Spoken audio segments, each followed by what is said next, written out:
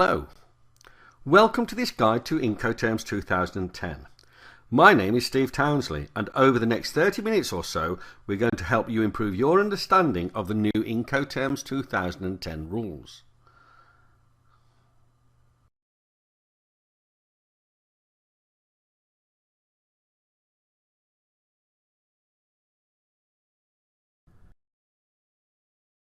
At the end of the tutorial, you'll be able to understand and apply recognised trade terms for your international transactions, appreciate what the different terms mean for both parties, and choose the most suitable term for your business needs.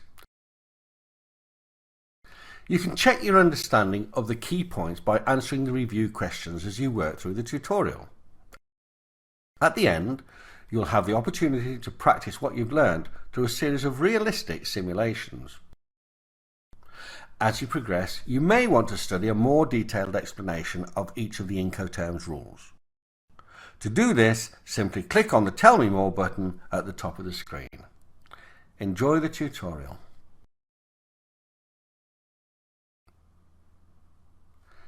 The international dispatch of goods involves a number of distinct physical stages.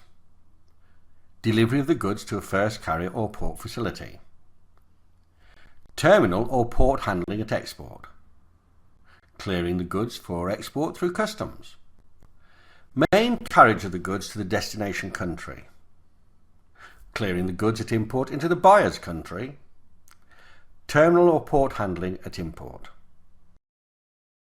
Final delivery to the buyer's premises. Before an international sales contract can be confirmed, buyers and sellers should agree who, either the seller or buyer, organises the various dispatch and delivery elements. Who initially pays for what in the delivery process. Obviously, the buyer always pays in the end, either directly to the freight mover himself or when charged by the seller on the export invoice. Where delivery takes place. Remember, traders always need to define very precise delivery points. And finally, where the risks and responsibilities pass from the seller to the buyer. This normally takes place at the point of delivery.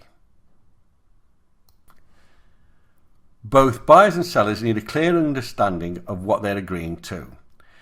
It's important to make sure both parties take responsibility only for functions they can exercise control over.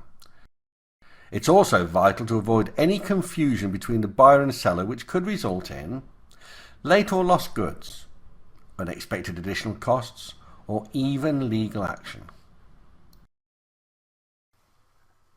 To avoid these costly misunderstandings, the International Chambers of Commerce introduced a set of standard trading terms known as Incoterms.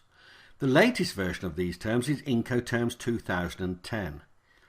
Incoterms are a set of trading terms and rules that identify the obligations, costs and risks imposed upon sellers and buyers when trading goods across international borders. Of course, they can even be used in domestic trade. Each of these 11 Incoterms rules is identified by a three-letter abbreviation. These abbreviations are in common use but are frequently misinterpreted. It's vital that all parties fully understand the implications of each term. Incoterms rules are an integral part of any international sales contract, and they specifically deal with the delivery of goods. Problems can occur in international trade because of differences in such things as language, law and transport systems.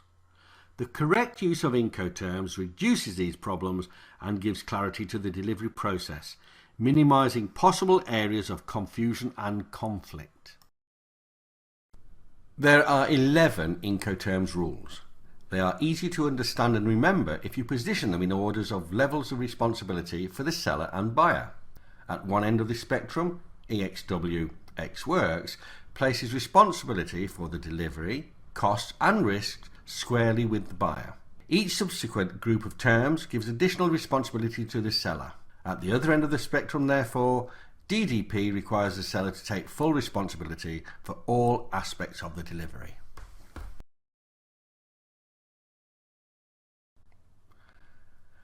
A key change in Incoterms 2010 from the previous version is the separation of the place-to-place delivery terms, commonly known as multimodal terms, from those that are purely port-to-port sea freight terms. There are 7 terms for use where delivery is from place to place. For example, where goods are to be shipped by road, air, or even in a sea freight container. The remaining 4 terms are purely port-to-port sea freight terms, typically where goods are shipped loose and in bulk, such as oil, coal, and ore. A number of factors can influence the choice of Incoterms used. The most important is the willingness of both parties to perform and pay for some of the tasks involved in the shipment of the goods. It may be company policy to deliver on a particular basis. Exporters will often attempt to stick with one term for all their transactions to avoid the confusions of dealing with different terms for each customer. Or it may simply be the usual practice in a particular market to use a specific Incoterm. The trading relationship and bargaining position of the parties involved may also affect the choice of term. An exporter in a competitive market may offer to assist in the shipment in order to gain a competitive advantage. Other factors include the freight purchasing power of the parties involved. For example, where one party shipping larger quantities can benefit from lower shipping costs. The degree of control required by either side. It may be that the buyer prefers to control the delivery just to support its just-in-time production strategy. The country of import. Some countries demand that payment of freight and insurance is in their own country. The transport infrastructure of the countries involved in the transaction may be a factor. Delivery to a destination port may be the best option where transport infrastructures in the country of import are suspect. The mode of transport. If goods are being shipped by road or air, then traditional sea freight terms would not be appropriate. The type of cargo to be shipped. For example, loose cargo may be loaded directly into a ship, in which case a sea freight term would be best. Finally, the value of the goods shipped can be a factor. Low value goods will be covered by carrier's liability insurance, so there may be no need to use Incoterms that require extra cargo insurance to be taken out. Now let's look at the Incoterms rules in a way that people often find easiest to remember and understand. Some requirements are common to every Incoterm. The seller, for example, always packs the goods and provides the invoice. The buyer is expected to pay for the goods and usually organises pre-shipment inspection where necessary. So, the simplest way to understand and remember Incoterms is to group them by the thing that distinguishes one from the other, the specific delivery point. In other words, the point at which responsibility for the goods passes from the seller to the buyer. Incoterms identifies a number of potential delivery points and provides different terms for each. The term with the least responsibility for the buyer is the E term, EXW. Delivery is at the seller's premises. There are F terms, where delivery is at the buyer's first carrier. C terms, where delivery is at the port or place in the seller's country, but the seller must also organise shipment of the goods to the destination point in the buyer's country. And finally, D terms, where delivery is at an agreed point in the buyer's country.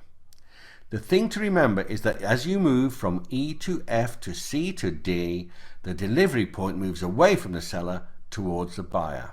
So a good first step to remembering Incoterms is to memorise the sequence E, F, C and D, with each change of letter being a shift in the delivery point nearer to the buyer.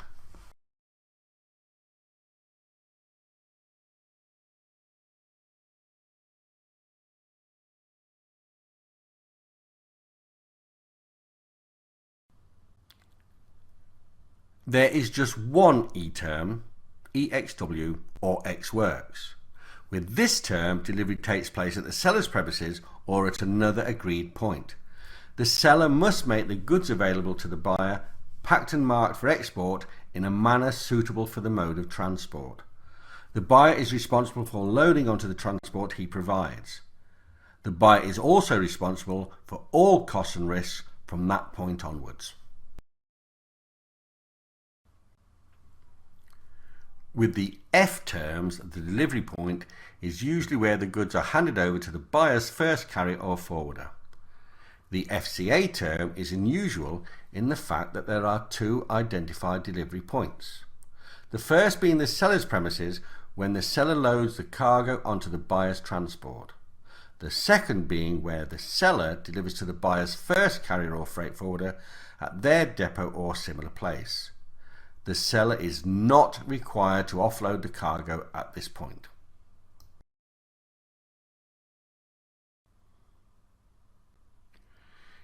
Care is needed when using C terms. Do not confuse the delivery point with the agreed destination. Under all the C terms, delivery takes place at the port or place of exportation, but the seller contracts and pays for delivery to a destination place or port in the buyer's country at the risk of the buyer.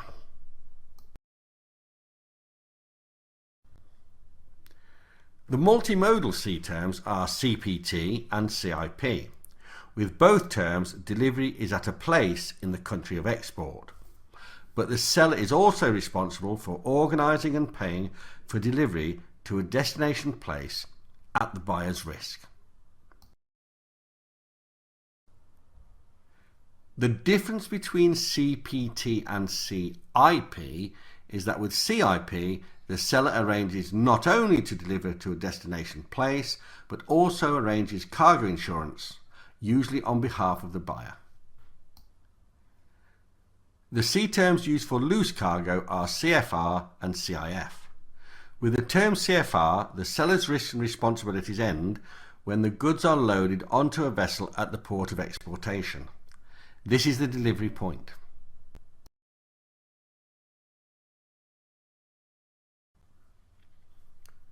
With CIF, the seller also organises cargo insurance, usually on behalf of the buyer.